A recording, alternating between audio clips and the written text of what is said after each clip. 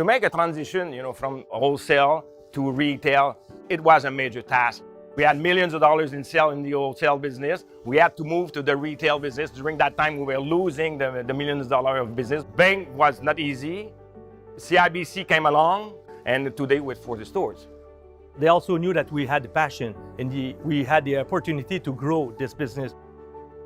During the pandemic, we had to build another warehouse just to carry more goods. You need more cash to be able to have product to supply when there is a demand. So luckily, they were there, they were supporting us.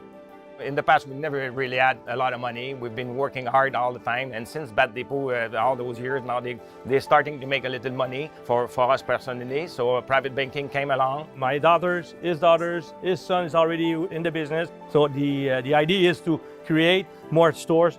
We have to be strong out west, and CIBC is a real partner that can support us to keep our growth. And Bat Depot will be one of the leading company in Batcho.